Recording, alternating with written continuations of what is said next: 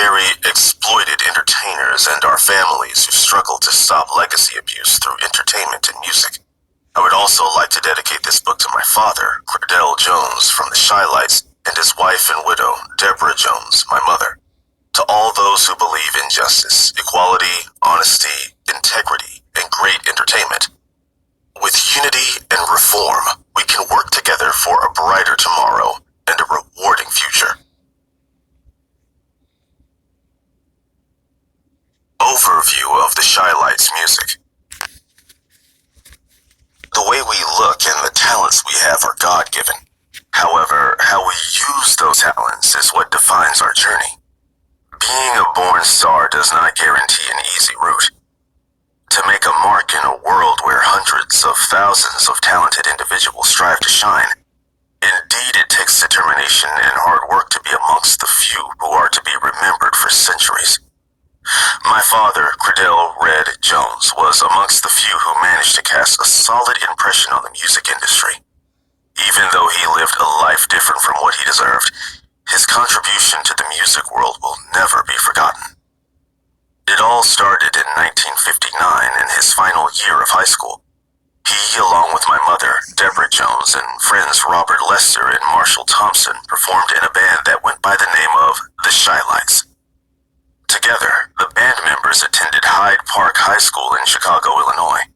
The band produced numerous songs that locked spots in the top 10 hits, top singles, and the Billboard Hot Chart 100. The group with Robert Lester and Eugene Records was originally named Chanteurs, which was renamed shortly after my father and Marshall Thompson joined. Originally, Marshall and my father were in the group Desideros. Its new name was the Highlights.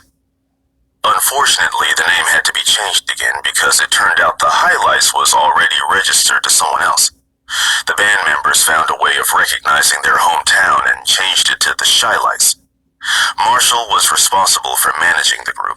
Fellow group member Eugene Records wrote several songs, and my father was the bass baritone singer. Although Eugene wrote the majority of the songs, there were several others that the group wrote together. Undisputably, the Shy-Lights ruled the R&B industry for decades. Let Me Be the Man My Daddy was the first song that served to be the band's claim to fame. The group had a long list of singles that were sung and enjoyed by fans of R&B music. The first song that made it to the top hit charts was Give More Power to the People. Oh Girl was their second single, selling over 3 million copies, and the list just goes on and on. In 1968, the Shy-Lights signed a contract with Brunswick Records, and the songs they produced under this label took them to new heights of popularity. About 8 years later, in 1978, my father began having some issues being part of the band. In no particular order, this book will outline the different issues and problems faced not only by my father, but by the Shy-Lights music group, my family, and myself as well.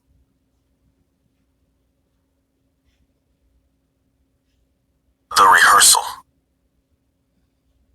One day, the Jackson 5 came to our house for a rehearsal. That's what they called it. They were asked to go into the house to pick my dad up and practice a while before the world tour with the Shy-Lights. All 5 members, Randy, Jermaine, Jackie, Marlon, and Tito, were there.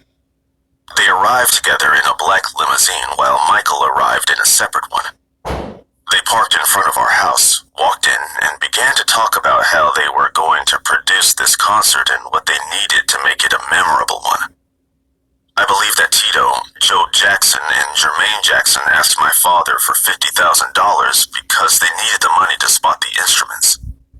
They were either leasing the instruments or needed to buy new ones for the concert.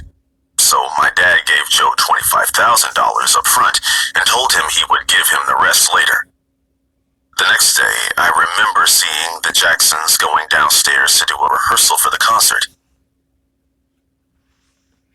The rest of the story talks about the astonishing details of the child molestation and satanic rituals of the Jackson 5, Joe Jackson and Michael Jackson, and the child molestation of the Shy-Lights children.